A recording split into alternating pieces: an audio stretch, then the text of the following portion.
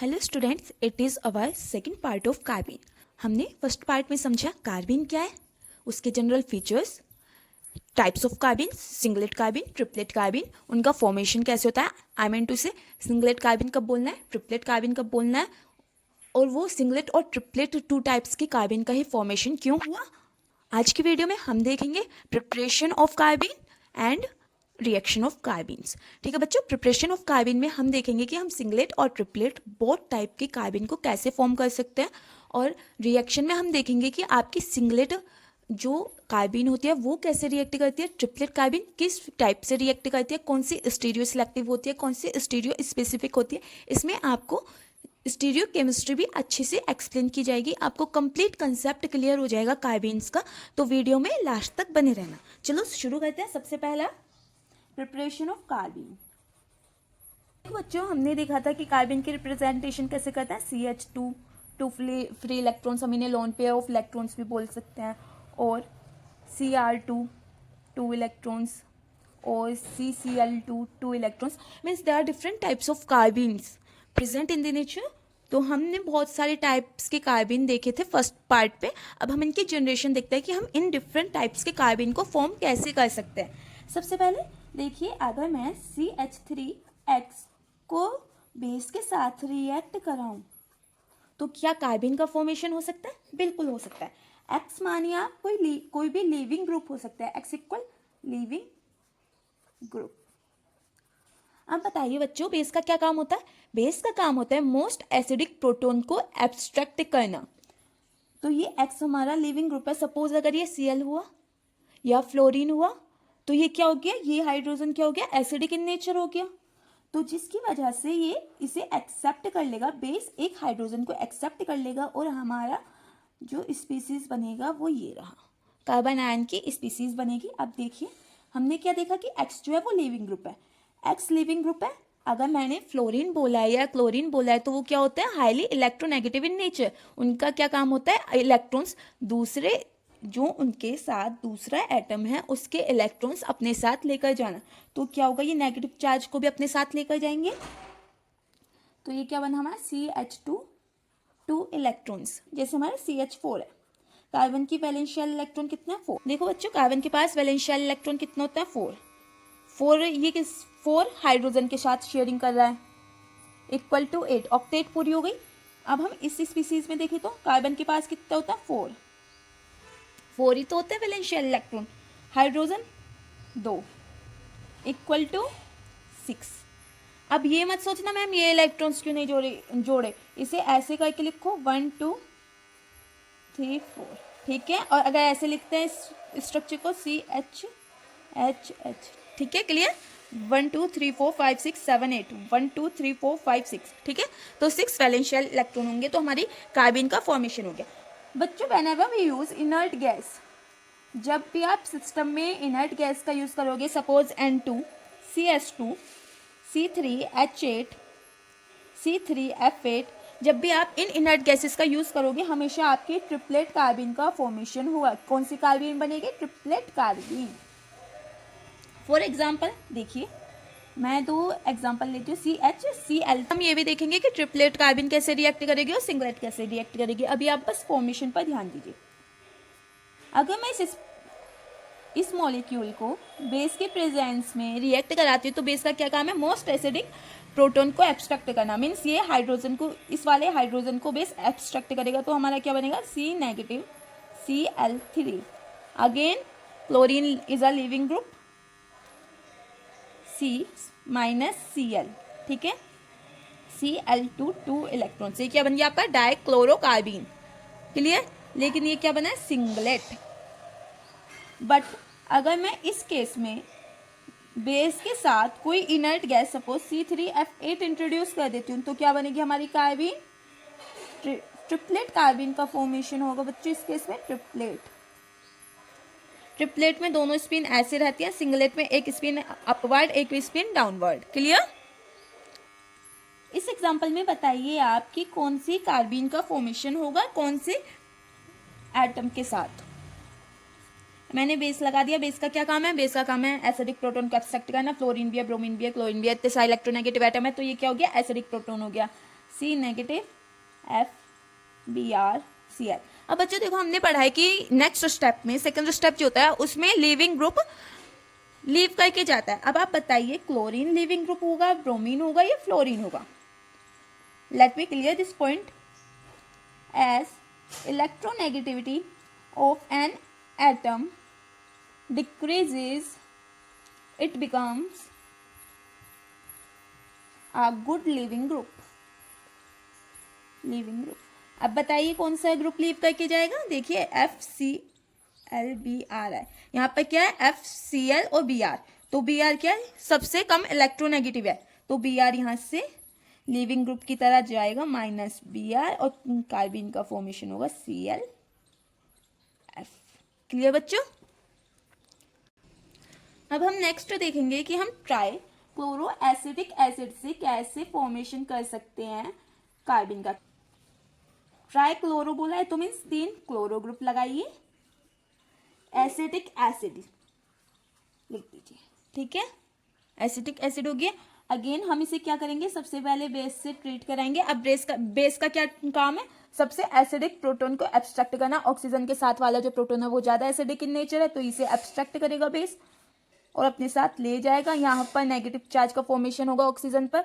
Oxygen का negative charge जो है वो दिस साइड मूव करेगा, तो ये क्या बन रही है? CO2 गैस का फॉर्मेशन हो रहा है, CO2। तो जो ये बॉन्ड है ये इस साइड शिफ्ट हो जाएगा, क्योंकि कार्बन 4 ही बॉन्ड बना सकता है, तो ये क्या बना? Negative Cl3। Again next step में क्या होता है? लिविंग ग्रुप बाहर जाएगा, यानी Cl2। ये क्या बन गया? हमारी डाइक्लोरोकार्बीन। अब बच्चों देखो इसमें मैंने कोई भी इनर्ट गैस यूज नहीं करी है, तो ये भी क्या है? सिंगलेट कार्बिन का ही फॉर्मेशन है। अब हम देखते हैं डाइजोनियम सॉल्ट से। फ्रॉम डाइजोनियम सॉल्ट, अगर मैं ऐसे कुछ स्पीसीज ले लूँ CH2N2 और उसे हीट कराऊं या फोटोलिसिस कराऊं उस रिएक्शन में CuI और CuLSO4 के प्रेजेंस में, तो हमें क्या मिलेगा? हमें मिलेगा कार्बिन CH2, मिथाइल कार्बिन मिलेगा हमें, और N2 गैस मिलेगी। बच्चों ये कैसे मिलेगा? देखिए सबसे पहले इसे ड्रॉ कीजिए। मैंने ऐसे डायरेक्ट इसलिए लिख दिया क्योंकि ये डायरेक्ट रिएक्शन है। इसे ऑन कीजिए, CH N2 है, ट्रिपल बॉन्ड बनाइए N के बीच में। अब देखिए इस N ने अपने लोन पेयर से भी बॉन्ड बनाया हुआ है, तो इस पर क्या गया? Positive charge. जो नाइट्रोजन होता है उस पर पॉजिटिव चार्ज स्टेबल नहीं होता, कभी भी इलेक्ट्रोनेगेटिव स्पीसीज पे पॉजिटिव चार्ज स्टेबल नहीं होता। गिनिए कार्बन ने कितने बॉन्ड बनाए हुए हैं? CH2, 1 2, एक नाइट्रोजन के साथ 3, यानी एक फ्री इलेक्ट्रॉन इसके पास प्रेजेंट है। तो देखिए बच्चों N के पास पॉजिटिव चार्ज है, तो वो ज़्यादा स्टेबल नहीं है, वो यहाँ से लिविंग ग्रुप का काम करेगा और मिथाइलिन कार्बिन का फॉर्मेशन करेगा। अगर हमारे पास 1 2 3 ट्राई कार्बोनिल कंपाउंड्स हैं, in that case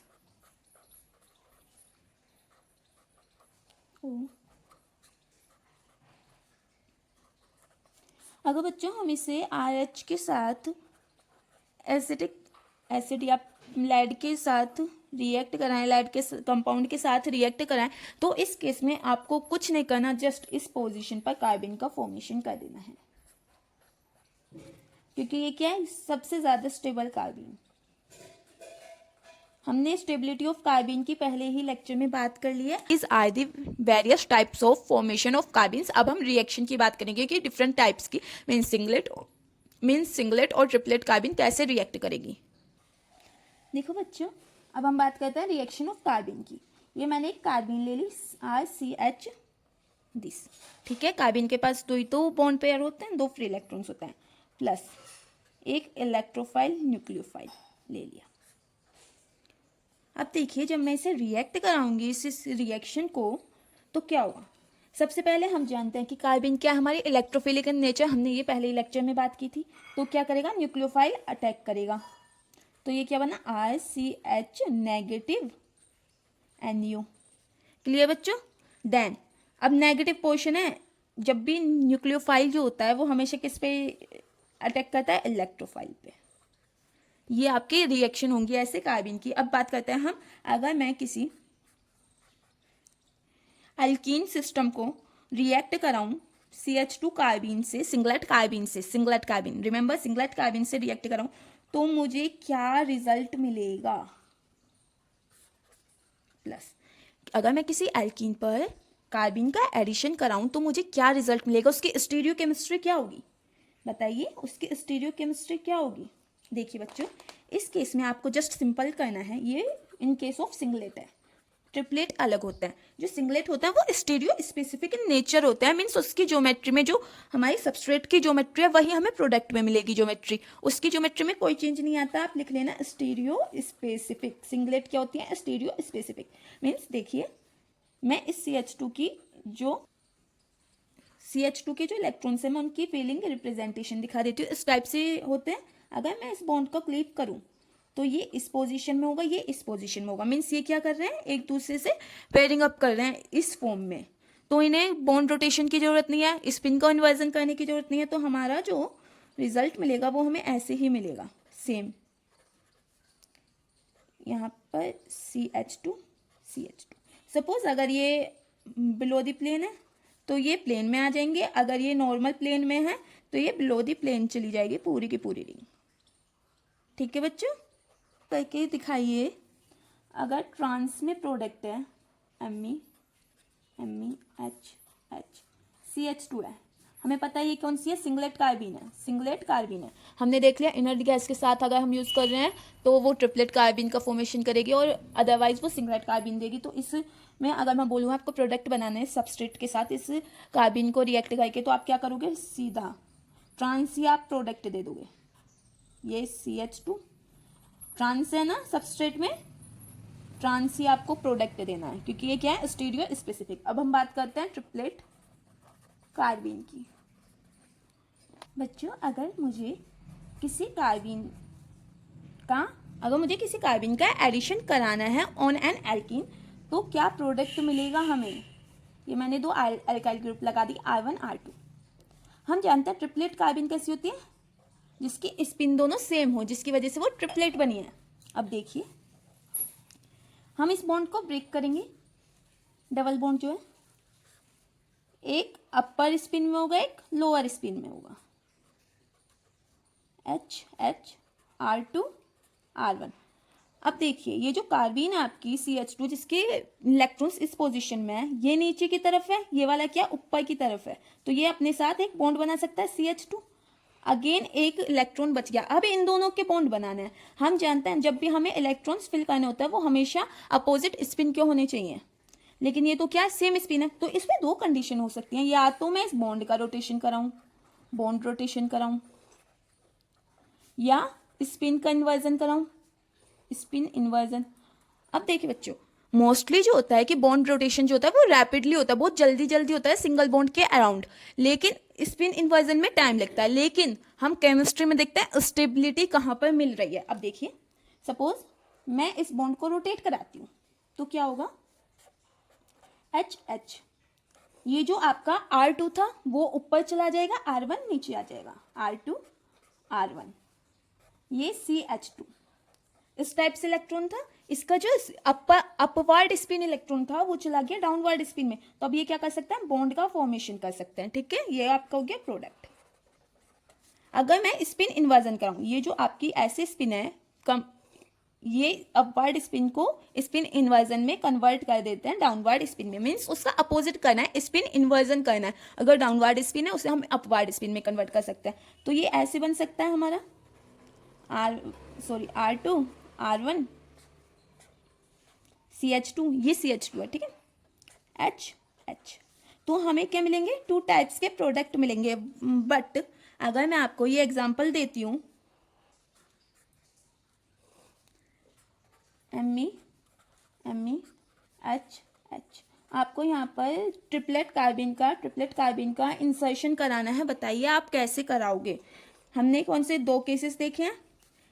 spin inversion and rotation. एक मैं रोटेशन से कराती हूँ, एक स्पिन इन्वर्जन से कराती हूँ। इसमें मैं करा रही हूँ रोटेशन, मीन्स इस बॉन्ड को ब्रेक करने के बाद रोटेशन। तो ये क्या हुआ? Me यहाँ आ गया, ये Me इधर है, हाइड्रोजन और CH2 का एडिशन हो गया कार्बिन का। स्पिन इन्वर्जन कराती हूँ मैं इसमें, Me H। अब बच्चों बताइए, देखना ये भी बल्कि ग्रुप हो गया, ये भी बल्कि ग्रुप हो गया, तो इनमें क्या होगा, रिपल्जन होगा। रिपल्जन होने की वजह से ये हमारा माइनर प्रोडक्ट होगा, ये मेजर प्रोडक्ट होगा, क्योंकि जो Me दोनों बल्कि ग्रुप हैं वो दोनों एक दूसरे के अपोजिट हैं। सपोज ये अपवर्ड है तो ये डाउनवर्ड है, इसमें क्या हो रहा है, दोनों के दोनों अपवर्ड पोजीशन में है, जिसकी वजह से ये अनस्टेबिलिटी क्रिएट कर रहा है, इसलिए ये माइनर प्रोडक्ट होगा। और जो ट्रांस वाला प्रोडक्ट है वो मेजर होगा। ट्रांस प्रोडक्ट हमेशा मेजर होंगे आपके ट्रिपलेट कार्बिन में। तो ट्रिपलेट कार्बिन कौन सी होती है हमारी, स्टीरियो सिलेक्टिव।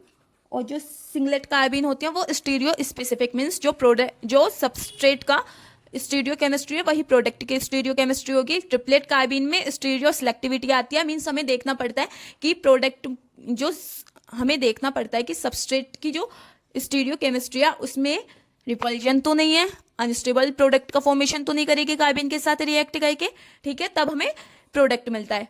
तब हम डिसाइड करते हैं कि मेजर ट्रांस होगा या माइनर ट्रांस होगा। इन मेजर केसेस मेजर ही ट्रांस होता है। For more videos like share and subscribe my channel.